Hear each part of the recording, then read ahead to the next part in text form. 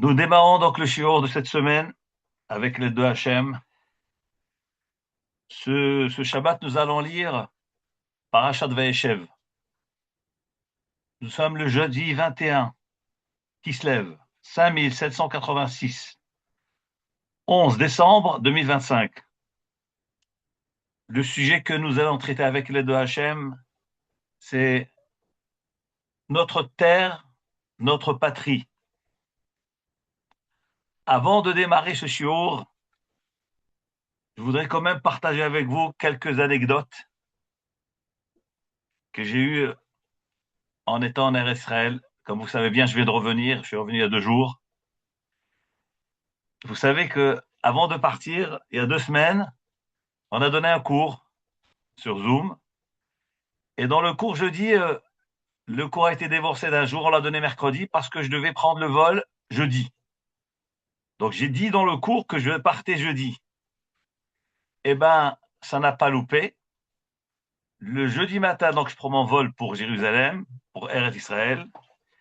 Et puis je reçois un message d'un des participants à ce cours, un homme extraordinaire qui habite à Jérusalem, d'origine marseillaise. Il me dit, j'ai entendu dans votre cours que vous allez venir à Yerushalayim.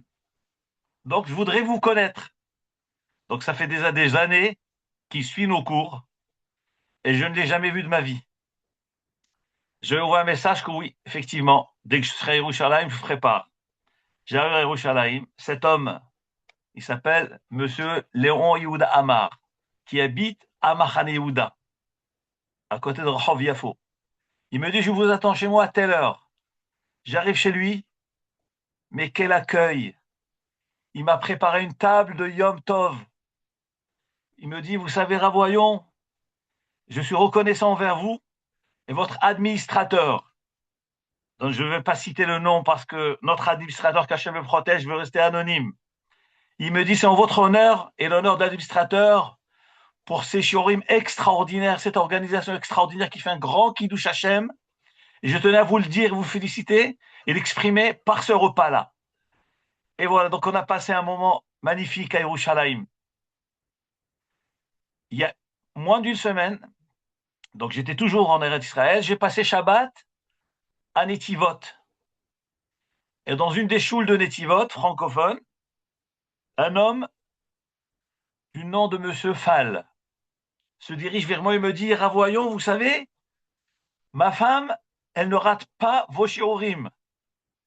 Je lui dis, mais comment vous me connaissez à moi? Il dit, ben, c'est à travers le cours sur YouTube. Maintenant, je vous vois à la choule avec moi Shabbat. C'est un grand bonheur. On a passé Shabbat ensemble. On a parlé d'Ivrit Torah ensemble. Vraiment, ça fait un grand kiddush Hashem, très grand kiddush Hashem. Pourquoi je raconte ces histoires-là? C'est parce que des fois, on donne des shiurim et on se dit, est-ce que les gens profitent?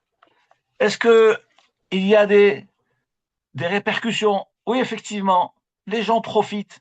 Les gens prennent du chizouk, ils prennent Yirat Shamayim. Et bon, Hachem, voilà, les gens se manifestent eux-mêmes.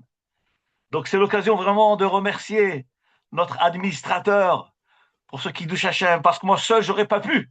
J'aurais pas géré tout cela. J'aurais fait le shiur, mais comment gérer tout ce qui est informatique, etc. On voit comment Hachem, on fait des ikuy rabim. C'est un grand srout. Une dernière anecdote, et puis j'attaque le shiur.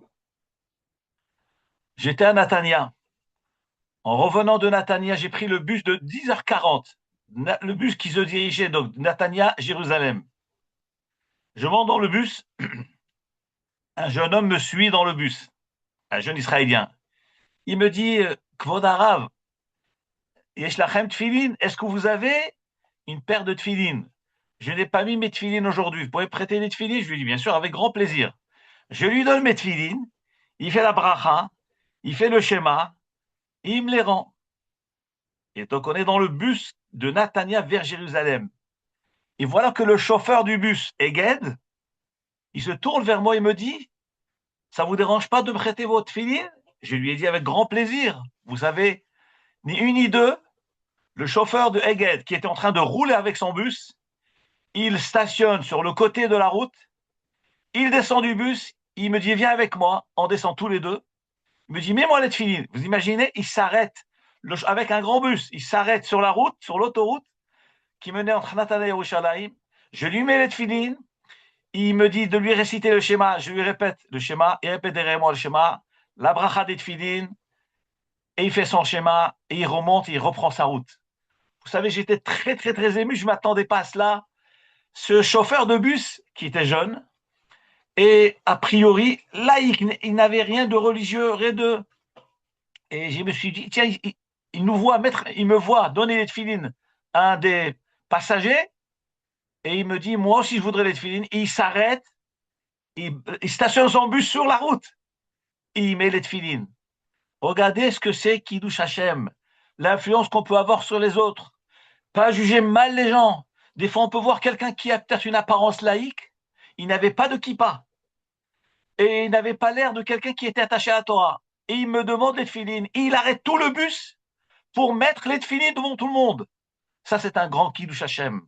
Nous avons un devoir d'aimer nos frères, d'aimer l'Am Israël, d'être exemplaires. Et ça, c'est, mamash, un grand moussard que j'ai pu apprendre là en étant en Eretz Israël cette semaine. Le hasard n'existe pas. Justement, c'est la paracha de cette semaine. La paracha ici de Vayeshev nous parle de l'installation de Yaakov Avinu. Que dit la Torah? Vayeshev Yaakov be'eretz megure aviv. Yaakov Avinu s'est installé be'eretz, dans la terre d'Israël, megure aviv, où habitaient ses parents, son père. Be'eretz Kenaan, qui est donc la terre de Kenaan, qui est la terre d'Israël. Ici, la Torah nous parle d'installation. Demande le Midrash qui est en manuscrit, ainsi que le Midrash le Kartov. Pourquoi la Torah emploie le terme de Megure Aviv? Yaakov Avinu s'est installé Be'eretz Megure Aviv, dans la ville où habitaient ses parents, la Torah, son père. La Torah aurait pu dire Be'eretz Aviv, ou bien Be'eretz Kenaan directement. Yaakov Avinu s'est installé en terre de Kenaan. Pourquoi la Torah emploie le terme Megure? Le mot Megure, vous allez voir que dans ce mot-là, il y a énormément d'interprétations et une grande profondeur. Nous dit le Midrash Ktaviad. Pourquoi la Torah a besoin de préciser cette installation-là? Amar Yaakov, Yaakov Avinu a dit, il s'est dit, Avotai nit avu, mes ancêtres ont désiré, Veratsu leshev be'eret Israël, ont voulu s'installer en terre d'Israël, Veyash vuva, ils s'y sont installés. Abraham Avinu s'est installé, comme il y a marqué dans le Pasuk. Abraham Avinu a dit à Hachem, quand Hachem lui a promis la terre d'Israël, Abraham Avinu dit, comment saurais-je que je vais l'hériter? Et la Gemara dans ma Sechet, Megillah Daflamed Aleph, Amud Bet, Aleph dit que Abraham Avinu, le doute qu'il avait, c'est pas que comment l'hériter. Hachem lui a promis qu'il allait avoir la terre. Seulement, la question dit la Gemara, Abraham Avinu avait peur que peut-être Ben Israël n'aurait pas suffisamment de mérite pour avoir cette terre-là. Alors, c'est ce que Abraham a dit, mais Eda qui Rachena, c'est vrai Hachem, tu m'as promis la terre, mais peut-être mes enfants ne seront pas méritants d'hériter cette terre-là. Et Akadosh Baruch Hu lui révèle les korbanot, Brit Ben Abetarim, l'alliance où Hachem va lui révéler l'exil du peuple juif en Mitzrayim. Et là, il y aura des korbanot. Ils vont faire, pour faire cette alliance-là, Akadosh Baruch Hu lui a demandé d'amener des sacrifices. Et la Gemara dans Masechet Megillah dit, pourquoi Hachem lui a parlé des sacrifices? Parce qu'Hachem lui a voulu dire à Abraham Avinu que c'est vrai que tant que Beth Amikdash existait, les Ben Israël amenaient les korbanot. Donc par le mérite des korbanot, les Ben Israël pouvaient avoir la terre. Mais quand tu auras plus de korbanot, après la destruction du temple, par quel mérite nous allons nous y installer? Hachem lui révèle par le zchut des Mahamadot, par le fait que vous allez lire Onshalma Parim Sefaten, vous allez étudier ou lire les passages qui traitent des sacrifices. Moi, Hachem, je vais considérer comme si vous avez amené les korbanot. Et par ce mérite, vous pourrez habiter en Eretz Israël. Donc on voit de là, Kadosh Baruch Hu lui dévoile qu'il y aura le mérite des korbanot. Mais quoi qu'il en soit, la terre, on ne peut pas l'avoir sans le mérite des mitzvot. Cette terre, on ne peut l'avoir qu'à grâce aux pratiques des mitzvot. Les korbanot, les tfilin, les mitzvot qui dépendent de la terre, la shmita, le yovel, ma'asrot, tromot ou ma'asrot. Donc ici, le Midrash continue et dit que Yaakov Avinu a dit, mes ancêtres ont désiré cette terre. Ils s'y sont installés. Abraham s'y est installé.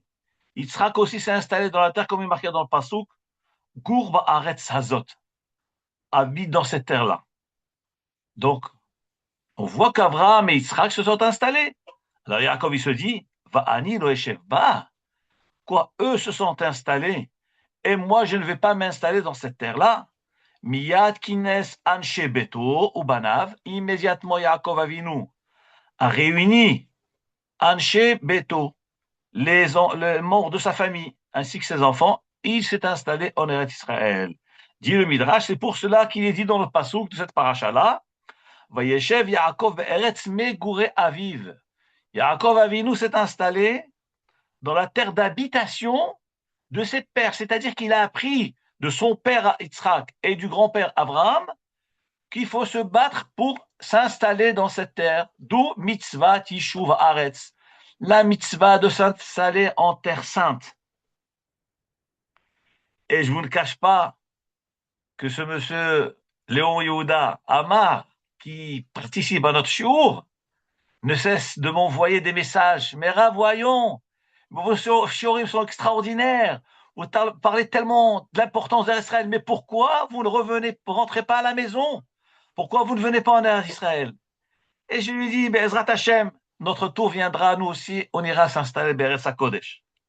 Donc on voit de là, de selon le Midrash, pourquoi la Torah emploie le terme Be'eretz Megure Aviv. Yaakov s'est installé dans la terre d'habitation où habitaient ses pères. Pourquoi cette précision? Parce qu'il a voulu habiter en terre d'Israël comme ses pères ont habité. Voilà une première idée de ce qu'on appelle l'importance du mitzvah Tishuv Haaretz, Ibad Haaretz. Le Midrash, l'Ekartov, continue et dit que les Rechaim, les Chazvi Shalom, les gens qui ne sont pas bons, Eretz Israël Miki Atan, les mécréants, la terre d'Israël les vomit. Tzadikim, Eretz Israël Kol Tatam. Mais les tzadikim, la terre d'Israël, elle les reçoit, elle les accepte, ils s'y installent. Concernant Esav, il est dit, Vayelech el Eretz. Dans le passouk, que Esav est allé vers la terre, c'est-à-dire qu'il est sorti d'Eretz Israël, Mipene Yaakov Achiv, il allait s'installer dans la terre de Seir. Il dit, on voit de ce passouk-là, Esav jusque-là, il habitait en Eretz Israël avec Yitzhak Avinu, avec son père Yitzhak et Rivka, sa mère Rivka. Mais il a marqué Vayelech el Eretz, il a abandonné la terre. Nous dit le Midrash le Kartov, étant donné que Esav était Esav Aracha, il n'a pas eu le sroud de rester en Eretz Israël. Donc la terre l'a rejeté. Omnam, par contre, Tzadikim Eretz Israël Kol Tatam. Les Tzadikim, la terre d'Israël, elle les accepte et elle les intègre. Où est-ce que nous voyons cela? Nous dit le Midrash le Kartov, et dans la paracha de la semaine. Il est écrit Vayeshev Yaakov Eretz Megure Aviv. Yaakov Avinu s'est installé dans la terre d'habitation de ses pères. Il était en Mésopotamie, il était à Haran. Et Akadosh Baruch Hu lui a donné le sroud de venir s'installer en Eretz Israël. Alors que Esav, c'est le contraire. Lui, il était en Eretz Israël. Et il y a marqué qu'il va y aller El Eretz, c'est-à-dire qu'il a quitté la terre. C'est pas qu'il a quitté, la terre l'a rejeté.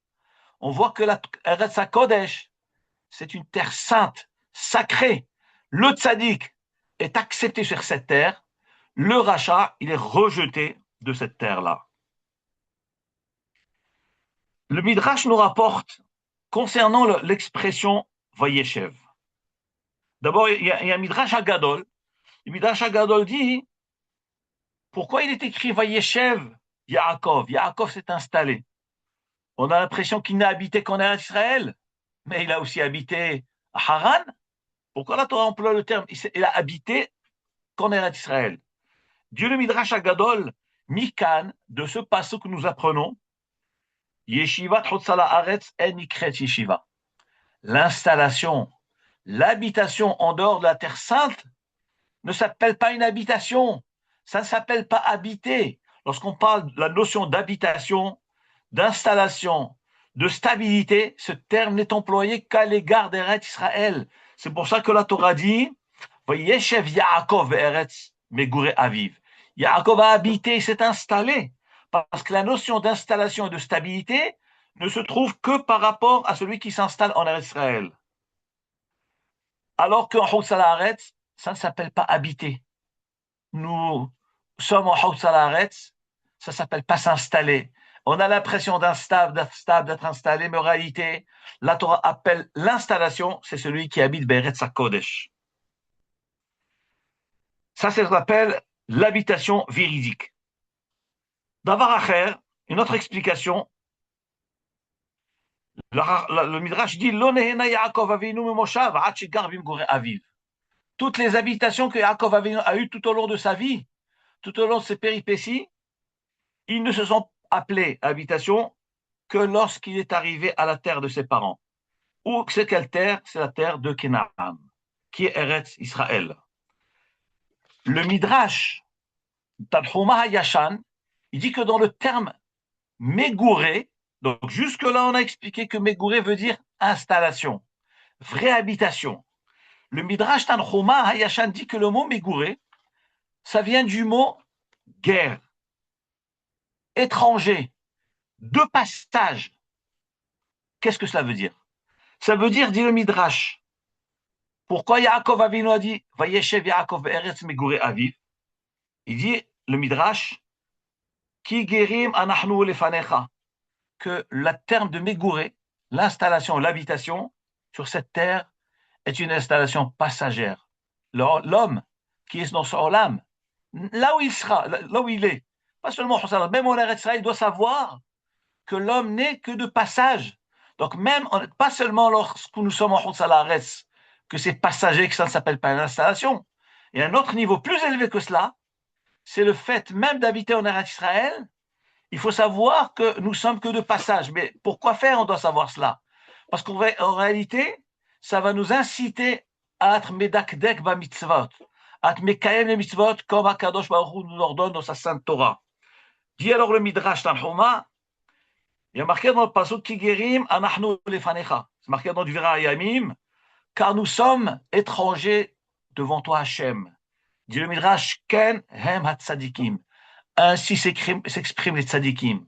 Yaakov Avinu, qui est le troisième patriarche, Hira Avot, même en allant s'installer en Eretz Israël, il nous dit qu'il s'est installé Be'eretz Megure Aviv. C'est pas parce que je suis installé en Eretz que ça y est maintenant, j'ai tous les droits, tout est permis. Pas du tout. Même là-bas, Be'eretz Megure Aviv, tu es guerre ba'aretz hazot. Tu es étranger. Tu t'installes, c'est vrai, mais n'oublie pas que tu es de passage dans ce olam et que tu dois emmagasiner des mitzvot, des ma'asim tovim qui vont te servir dans la vie future. Et d'ailleurs, c'est ce qui est marqué dans Yaakov. Vayeshev Yaakov Eretz Megure Aviv. Yaakov s'est installé dans la terre Megure, ce qu'on Megure, c'est-à-dire habitation passagère, Aviv, où habitait son père. Donc c'est une autre notion. Le mot Megure qui veut dire habitation, qui veut dire installation, mais il veut dire aussi, attention, c'est une installation passagère. C'est pas parce qu'on te dit c'est bien, tu es installé, à ce moment-là, tu te permets de tout faire et de transgresser les mitzvot, Chazvé Shalom. Au contraire, c'est là où tu dois te sensibiliser, savoir que tu es Megure Aviv, tu n'es que de passage, et c'est le meilleur endroit où tu dois te mekayem les mitzvot. D'ailleurs, le Ramban dit que Ikar Kiyuma mitzvot, l'essentiel de l'accomplissement des mitzvot, c'est Eretz Israël. Et quand on s'arrête, c'est pour ne pas oublier la Torah et les mitzvot, on dit Mikal mitzvot. Mais en réalité, un juif, où est-ce que Hachem lui demande la finalité d'accomplir, c'est Eretz Israël. Ikar Kiyuma mitzvot de Eretz HaKodesh. Parce que là-bas, il y a la Shechina, il y a mitzvot de Tloyot Ba'aretz, etc. Et c'est ce qui dit le Pasuk. Vayeshev Yaakov Eretz Megure Aviv, comme dit le Pasuk, Kigrim, Anachnu lefanecha, nous sommes étrangers, pas dans le sens d'étrangers, mais passagers sur cette terre. Il y a une troisième explication qui est rapportée dans le Midrash. Cette fois-ci, c'est rapporté dans le Midrash Rabbah. Que veut dire le terme Megure?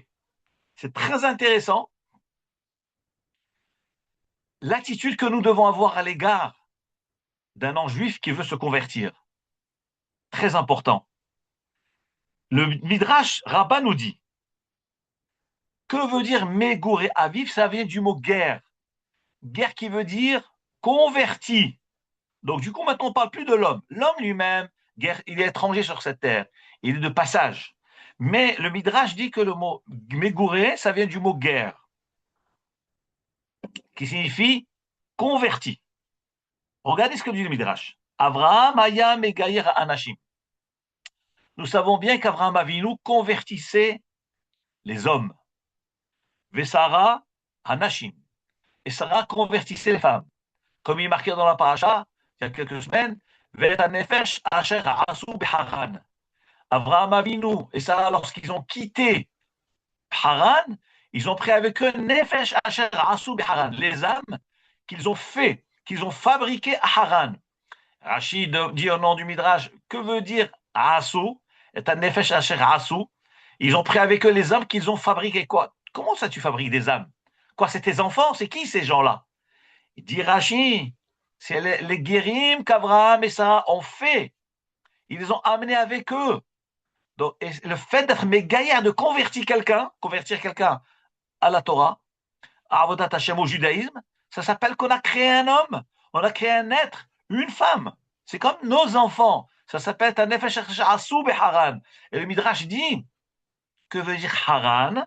C'est vrai, Haran, c'est la Mésopotamie, mais le Midrash dit, Beharon Av, les âmes qu'ils ont créées là où il y avait la colère de Hachem. Le mot Haran se lit Haron Av. Quelle colère de Hachem?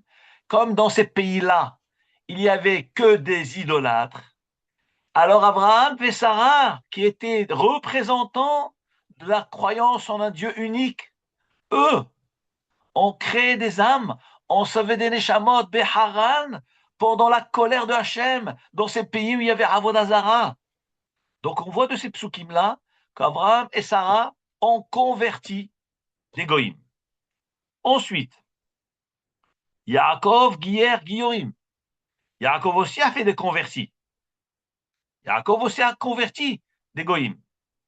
Et le Midrash dit, mais do Yitzhak Avinu, où est-ce que nous voyons que Yitzhak Avinu a converti? Alors dit le pasuk, Tana Rabbi Hoshaya, Beshem Rabbi Yehuda, Rabbi Simon, parce que Rabbi Hoshaya, nom de Rabbi Simon dit, il est marqué dans le pasuk cette paracha, Vayeshev Yaakov be'eretz Meguré Aviv. Yaakov s'est installé dans la terre de Meguré, de conversion de son père. Qui c'est son père de Yaakov? C'est Yitzhak. Et il dit, le Midrash Rabbah, il dit que Meguré veut dire conversion. Yaakov Avinu s'est installé. Que veut dire s'est installé? Il s'est installé, il a pris la même attitude, la même conduite que son père, mais elle reste dans la terre Meguré Aviv, où son père convertissait les gens. Donc Yitzhak Avinu était mégaillère des Goïm, et Yaakov Avinu de même. Donc dit le Midrash Rabbah, de ce pasuk Vayeshev Yaakov be'eretz Meguré Aviv, du mot Meguré nous apprenons que Yaakov Avinu ainsi qu'Abraham Avinu ont converti des Guérim. On voit que le mot Meguré a tous ces sens que nous venons de dire maintenant. Et tout cela est introduit se trouve incarné dans le mot Meguré Aviv. Maintenant qu'on parle d'Eretz HaKodesh, d'Eretz Israël, je voudrais vous parler un peu de ce que la Gemara nous dit à ce sujet-là. La Gemara dans le traité de Ktubot, page Kuf Yud Aleph Hamoud Aleph, 111, côté A. Le pasuk dit Veruach laholchim ba. Notre terre sainte, notre patrie. Nous devons implorer Hachem de nous donner le schrout, d'aller s'y installer. Dit le pasuk dans Yeshaya, même bête, comme rapporte la Gemara dans Ktubot Kuf Yud Aleph. Veruach laholchim ba. Hakadosh Baruch Hu donne le souffle à ceux qui y marchent. Ils marchent dans cet endroit-là, dans cette terre-là. Dit le pasuk, dit la Gemara, Amar Rabbi Yirmiyah bar Abba. Rabbi Yirmiyah bar Abba dit, Amar Rabbi Yochanan Rabbi Yochanan, Kol hamehalech arba amot be'eretz Israël. Tout celui qui marche 4 pas en Eretz Israël, sur la terre d'Israël, Muftah lo shehu ben ha'olam haba.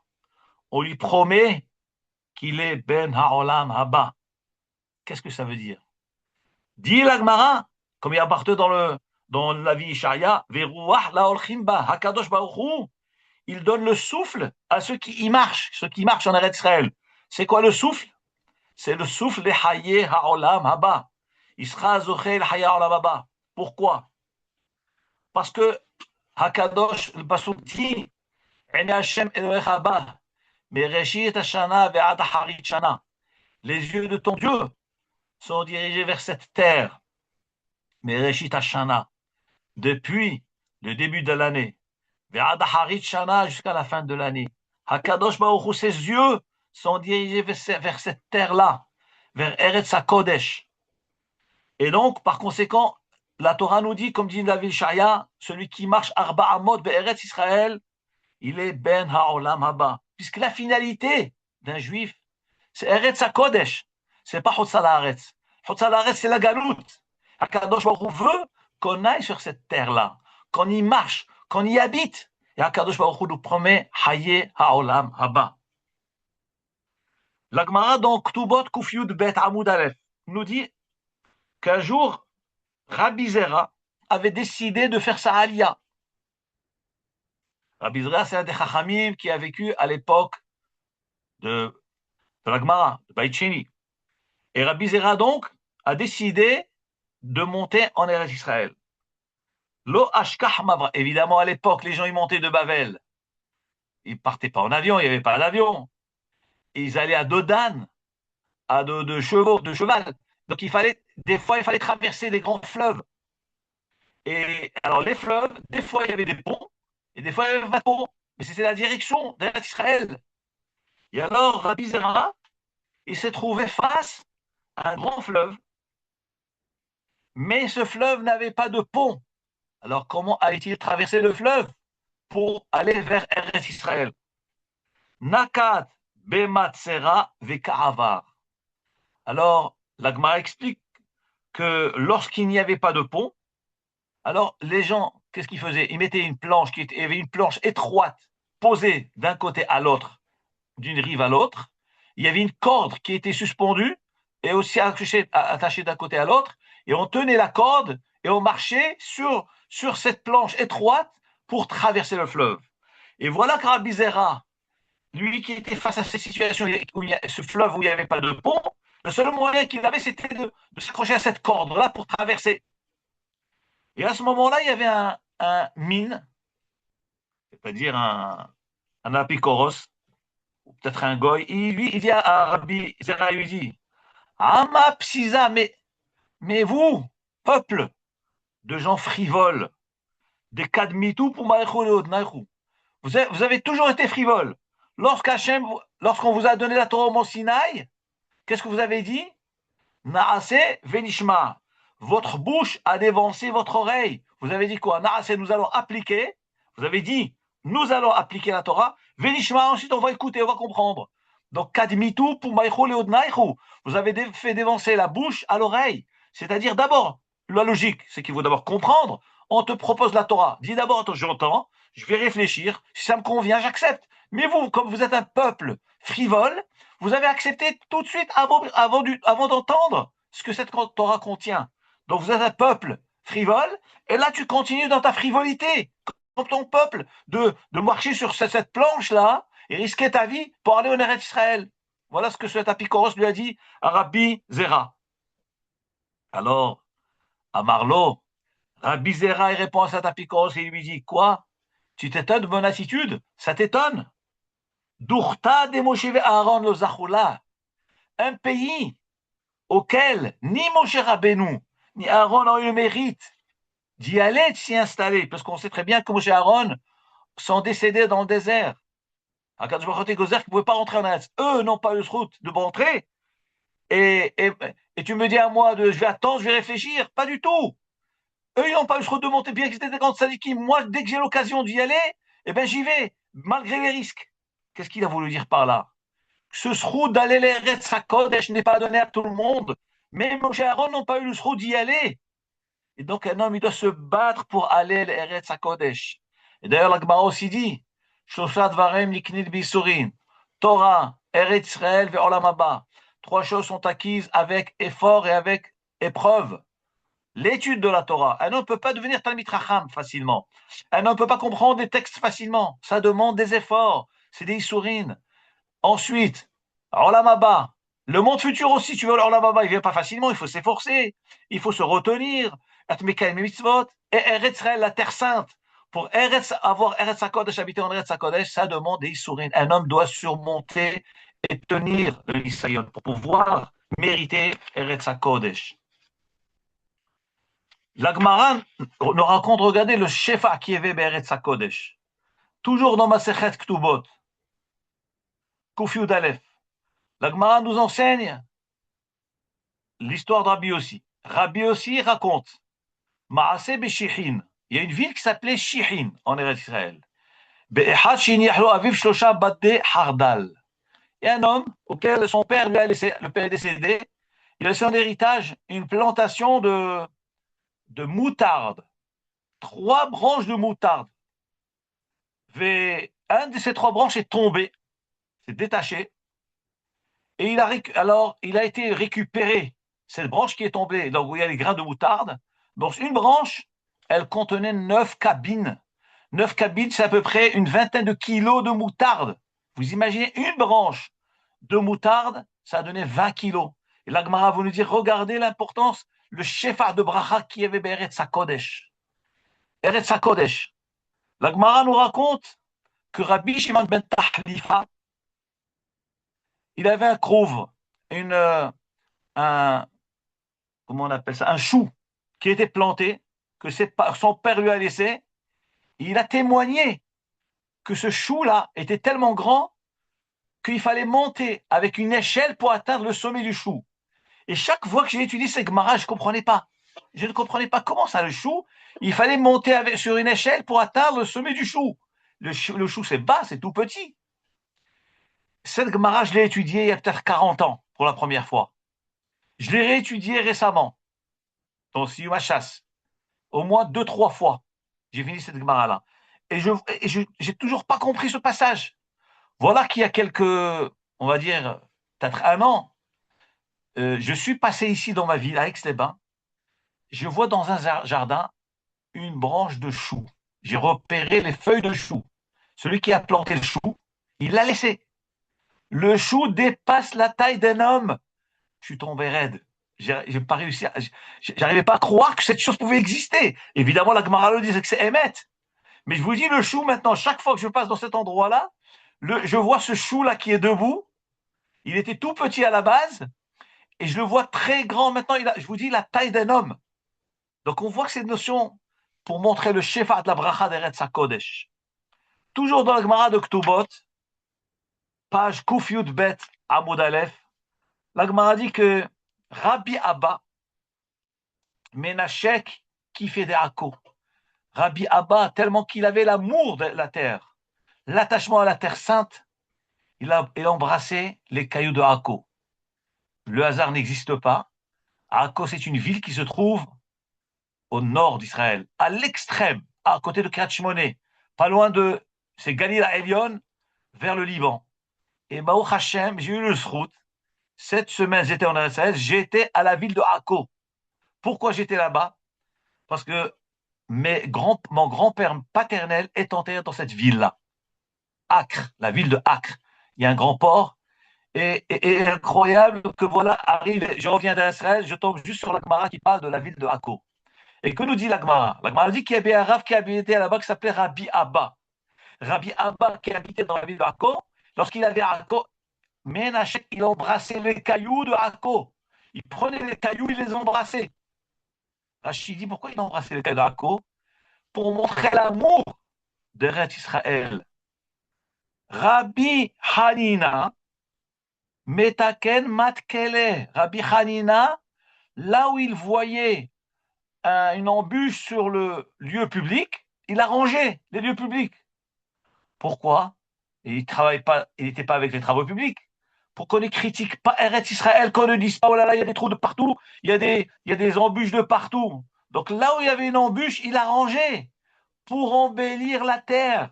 Rabbi Abba embrassait les cailloux pour montrer l'amour de la terre.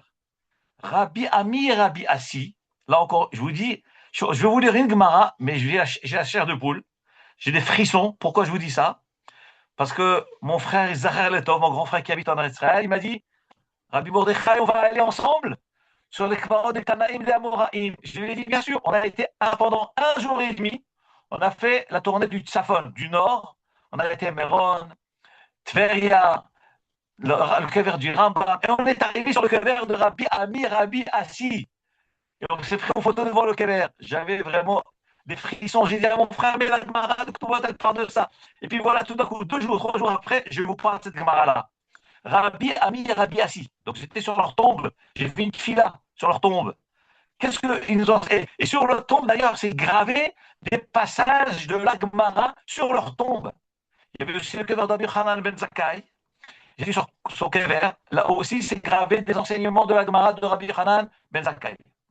Qu'est-ce qu'il dit Rabbi Ami et Rabbi Assi? Donc, nous dit la Gemara, Rabbi Ami et Rabbi Assi, ils sont d'ailleurs enterrés l'un à côté de l'autre. Kaime Mishimsha Letula. Ils se levaient du soleil à l'ombre. Au mitula les Shimsha et de l'ombre au soleil. Qu'est-ce que ça veut dire?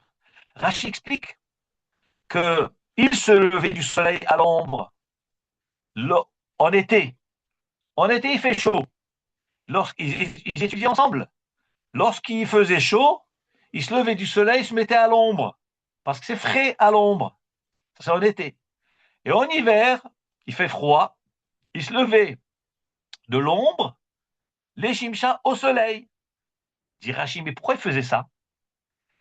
Pour qu'ils ne disent pas, oh là là, il fait chaud dans ce pays. Oh là là, il fait froid dans son pays. Mais je ne comprends pas. Mais les intempéries, c'est quelque chose de naturel. On ne critique pas la terre, c'est pas une critique. Je ne suis pas en train de critiquer. Mais même ça, Rabbi Ami et Rabbi Assi avaient tellement d'amour pour la terre d'Israël que même dire, oh là là, il fait chaud dans ce pays, oh là là, il fait froid dans ce pays, eh ben, c'était considéré comme une critique. Et c'était considéré comme porter atteinte à la beauté d'Israël. Et donc, eux, en hiver, ils se levaient de l'ombre au soleil. Et en été, ils se levaient du soleil à l'ombre pour ne pas critiquer le climat d'Israël. Regardez à quel point les Tanaïm, les Amoraïm avaient l'amour pour Eretz HaKodesh, sur cette patrie, la terre sainte, Hamoledet, Eretz HaKodesh. Rabbi Chia, lui, Bar Gamda, il avait une autre attitude. Rabbi Chia Bar Gamda, mais Gander, Be'afara. Rabbi Chia Bar Gamda, il se jetait par terre, il se roulait par terre. Il se roulait par terre. Dites-moi, vous voyez quelqu'un qui se roule par terre. Vous allez dire quoi de lui? Il est un peu fatigué, il a un problème. Non. Nous dit la Gemara que Rabbi Chia Bar Gamda, il avait tellement d'amour pour la terre. Il se roulait dans sa poussière. Il dit, mais quel amour, mais quelle route de venir sur cette terre-là, sa Kodesh. Je me roule dans le sable de cette terre-là. Mais d'où il a appris cette attitude-là? Lui et tous les chachamim qu'on a cités précédemment, depuis quand on embrasse des cailloux? Rabbi Abba embrassait les cailloux de Akko. Rabbi Hanina, il a réparé les routes. Mais d'où ils ont tiré tout cela? Ils font une tamassorette? Où c'est marqué dans la Torah l'amour de la terre? C'est un passouk de Tehilim. Le Mizmor, le psaume 102.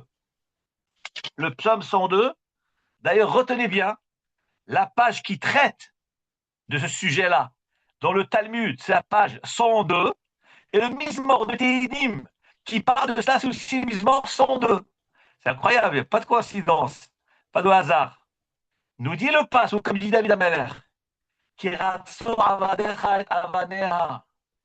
car tes serviteurs Hachem, qui c'est les serviteurs Hachem? Israël, car tes serviteurs Hachem ont désiré ces pierres, les pierres de la terre. Ils ont chéri sa poussière. On voit dans le passage de Télim que David Ameler, il décrit qu'est-ce que c'est l'amour d'Eretz Israël, qu'est-ce que c'est la poussière d'Eretz Israël, qu'est-ce que c'est les cailloux d'Eretz Israël. Les cailloux d'Eretz Israël, vous imaginez ce que ça veut dire? Vous savez, quand je suis arrivé, Je me suis prosterné pour embrasser la terre. Je suis descendu d'avion. Quand j'ai quitté, j'ai embrassé la terre. Chaque fois que j'arrive en Eretz Israël, je me prosterne, j'embrasse la terre. Que les gens pensent ce qu'ils ont envie de penser de moi. L'amour de la terre, vous marchez. La Kedusha Teresa, c'est comme le parchemin du Sefer Torah. C'est un parchemin du Sefer Torah, la Kedusha de la terre. Vous arrivez, je vous assure qu'on a des frissons. Chaque fois que j'y vais, quand toutes ces gemarotes, elles traversent mon esprit et mon âme, je suis métamorphosé. L'amour de la terre se roule dans la terre. Qui est mieux pour nous, mieux placé que David Amelech, Halal Shalom, qui dit tes serviteurs ont désiré cette terre. Ils ont chéri sa poussière. Encore une fois, le hasard n'existe pas. Qui c'est qui dit ces mots? C'est David Amelech. David Amelech habitait à Yerushalayim. Et j'ai eu le srout cette année d'aller Motsai Shabbat, grâce à mes enfants, mon jeune enfant, Yoel. Il m'a dit, papa, viens, tu vas voir un événement extraordinaire. Tous les médecins de Shabbat, il y a Melavé Malkal, le 4e soldat du Shabbat, sur le kever de David Amelech. Je lui ai dit à mon fils, on y va. Il m'a amené. J'étais avec ma femme. Mon fils les a accompagnés. Je vous assure, mais j'avais les larmes aux yeux. Les larmes aux yeux, vous arrivez. Motsai Shabbat, vers le coup de 9h30, 10h, vous avez un monde fou sur le kever de David Amelech. Et plusieurs orchestres de musique qui chantaient. Oh, mais quelle ambiance, quelle ambiance! Des gens qui dansent, qui chantent. Mon fils m'a dit, tous les mots de Saïd Shabbat, c'est comme ça. Et les gens amènent des soudotes gratuits, ils servent à tout le monde gratuitement des boissons, des gâteaux, à gogo, toutes sortes de gâteaux, toutes sortes de plats, du tchoul, du kigel, tout ce que vous voulez. Mais c'est impressionnant. J'ai passé un moment, je vous assure, sur le kever de David Amelech Motsai Shabbat. Après, il y a un groupe Breslev qui était venu. Ils ont mis aussi leur musique, une nouvelle ambiance, mais c'était très émouvant. Et voilà qu'en pleine danse, le chanteur, il annonce, nous avons un khatan parmi nous. Et moi, je m'attendais à un khatan chassid. Chassid, je ne sais quoi, avec un stramé et des pelotes qui arrivent parmi ces centaines ou milliers de personnes. Tout d'un coup, on voit un jeune qui, a priori, il est ni chassid, ni rien du tout. Ni barbe, ni chapeau. Et il était un khatan. On lui met une kippa, et les chassidim, ils le prennent sur les épaules.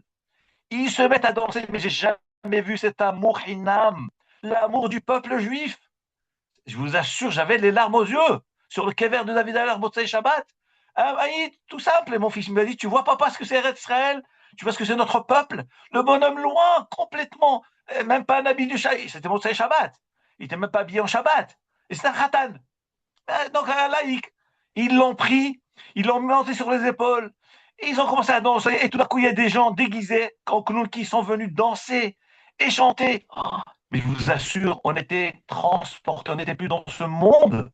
Gan Eden, j'assure, David Amelech Alav Shalom. Et tous les mots de Shabbat, c'est comme ça. On a même filmé les orchestres. Je vous assure, vous voyez la tête des orchestres, c'est des skenim, des vieux chassidim, je sais pas, il y avait un pianiste qui jouait à l'orgue, il devait avoir peut-être plus de 80 ans, 85 ans, très vieux, mais il jouait une douceur, un ahava, une simra. Oh, je ne pouvais pas quitter, je n'avais pas envie de quitter, de partir de cet endroit-là, tellement que c'était, je vous dis, on était transporté dans un autre olam. Ça s'est passé Motsai Shabbat. Le même David Amelech qui dit car tes serviteurs Hachem ont désiré les cailloux de la terre. Et sa poussière, ils l'ont chéri. Voilà ce que c'est Eretz HaKodesh. Voilà ce que c'est que celui qui marche à Mot Beresaïda Olam Haba. Vous voyez ces scènes-là, vous voyez cette Ahava-là, du Rav Israël, vous voyez le chauffeur du bus, du Eget qui s'arrête, il arrête son bus, je vous dis, moi je tremblais. Mais comment les gens vont réagir? Ni une ni deux. Il arrête le bus sur la route, il me demande de finir, il descend avec moi. J'ai dit, mais je tremblais, mais le bus, il y a un Avodat Hashem, Avodat Hashem. Voilà ce que c'est Rav Israël, voilà ce que c'est aimer les Israël, voilà ce que c'est Eretz HaKodesh. Je vous assure, le juif le plus simple que vous voyez là-bas, il a une émouna de folie. Il nous parle d'Hachem, et Baruch Hashem, Et après cette fille, je chauffeur dont j'ai parlé du cours, une fois qu'elle met la filine, il m'a serré dans ses bras. Il m'a dit, alors qu'est-ce que tu dis derrière sa colle? Comme ça, il me dit à moi, il me demandait d'où tu viens. Je lui viens de France. Il dit, qu'est-ce que tu penses d'Eretz Israël? Ah, je lui dis, mais j'ai les larmes aux yeux, je suis ému. Il me dit, c'est Eretz Kodesh. Eretz Kodesh. Ça m'a remué, je suis sur chaque étape. Et voilà, Kdushat Eretz Kodesh. Et ça tombe juste avec cette paracha de Vayeshev Yaakov Eretz Megure Aviv. La terre d'habitation de son père, c'est quoi? C'est Eretz Kodesh. Eretz Israël. Il y a encore plein d'histoires dans la Gemara. La Gemara, regardez ce qu'elle nous raconte. Toujours dans Masechet Ktubot. Vous savez que, évidemment, un homme, il faut être mitpallel la chaîne d'avoir le srout d'aller en Eretz Israël, s'installer là-bas. Il chouve le vrai, il chouve Eretz Israël. Et c'est sûr que nous avons eu des proches. Beaucoup de gens ont eu des proches qui n'ont pas eu ce route. Et ils sont décédés en route à la Eretz. Et on a amené leur corps les enterrer en Eretz Israël. C'est une mitzvah. C'est une mitzvah. Et d'ailleurs, marqué dans la Mishnah de Moed dans Hagiga, il me semble, il est marqué qu'on a le droit, Hol HaMoed, de donner Kvoura, une meilleure Kvoura à un iftar, bien que Hol HaMoed c'est Yom Tov. Mais si c'est une Kvoura, un enterrement qui est plus honorable pour le iftar, même Hol HaMoed, on peut faire ça. On peut le faire. Et qu'est-ce que ça veut dire quoi? Une Kvoura Meshubahat, par exemple, a amené un Karov vers Israël, enterré en Israël. Donc on voit de là que même Hol HaMoed qui est Yom Tov, étant donné que c'est quelque chose de mieux de Kavod pour le iftar, il faut le faire pour l'enterrer là-bas. Maintenant, il y a un autre madriga. Prier à Hachem d'aller vivre là-bas. Vivre là-bas et après 120 ans, partir là-bas. Ça, c'est encore plus grand route. Et l'Agmara, elle nous raconte une histoire de ce genre-là. Qu'est-ce qu'elle dit, l'Agmara? L'Agmara dans Masechet Ktubot, Kuf Yud Aleph Amud Aleph. L'Agmara dit, Oula Hava Ragil, Oula avait l'habitude. Il avait l'habitude de voyager en Eretz Israël. Il était en Babel, il montait en Israël et revenait pour amener des questions, des Shelot et des Tshuvot. Et voilà que Oula, en étant en Hossalaretz, il est niftar. Donc il faisait des allers-retours. Il est niftar en Babylonie. Alors, Ato Abrolé la Bir Hazar. Les Hachamim sont venus, ils ont dit à Rabbi Hazar, oh là là, tu vois Rabbi Hazar, Oula, notre ami, est niftar. Alors, Oula avait l'habitude de venir et il est maintenant niftar en Hossalaretz. Qu'est-ce qu'a dit sur lui Rabbi El-Hazar? Il a dit sur lui un pasouk. Le pasouk dit dans Amos Zain, Al Adama Atamut. Ah, tu vas mourir sur une terre impure. Ça s'appelle terre impure. C'est-à-dire que quelque part, c'est un grand tsar que il iftar en Haaretz. Alors les Talmidim lui ont dit à Rabbi Hazar, mais pourquoi tu dis ça sur Ola qui iftar en Haaretz? Toi, tu iftar sur une terre impure. Mais il est à Renoba. Mais c'est bon, on va amener son cercueil, on va venir l'enterrer en Eretz Israël. Pourquoi tu dis ça sur lui, qui iftar en terre étrangère, une terre impure? Amar lahem. Alors Rabbi Hazar répondait aux Talmidim, c'est pas la même chose, quelqu'un que la terre elle accepte vivant ou quelqu'un qui a accepté niftar. Il y a beaucoup de tzadikim qui ont niftar en Salaretz, qui ont été enterrés en Eretz Israël. Mais il faut savoir qu'il y a un autre niveau, un degré plus haut, c'est avoir le srout que la terre accepte vivant, que soit niftar vivant là-bas. Donc on voit qu'un homme s'habitadel et prier à Hachem qui nous donne le srout d'habiter là-bas, d'aller vivant là-bas. Si quelque chose arrive, ben évidemment, il faut tout faire pour qu'on amène la personne de l'enterrer en Eretz Israël. Il faut tout faire. Mais en tous les cas, l'idéal, c'est aller vivant.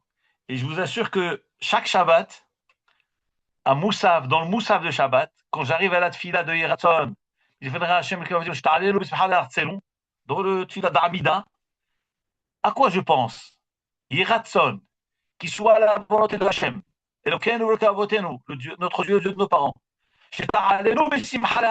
On demande à Hachem, fais-nous monter, Bessimcha, en jour à harceler notre terre, qu'on puisse amener le combat là-bas. Alors je me suis demandé, au milieu de Hamida, pendant je lisais la fila de Moussaf de Shabbat, pourquoi il n'y a pas marqué chez Ta'alenu, les harcelons? Hachem, fais-nous monter les Israël. On prie de monter. Pourquoi dans la fila de Moussaf on dit chez Ta'alenu, Bessimcha, les harcelons? Amène-nous avec joie à notre terre. Alors, une idée m'a frôlé l'esprit qui m'a fait trembler. Bessimcha, ça veut dire un homme, c'est sûr, il peut avoir le choix de monter. Mais il peut monter aussi il peut monter dans un cercueil, Chal Shalom. On dit Hachem, Sheta'alenu Bessimcha. On ne veut pas monter dans un cercueil, Chal Shalom.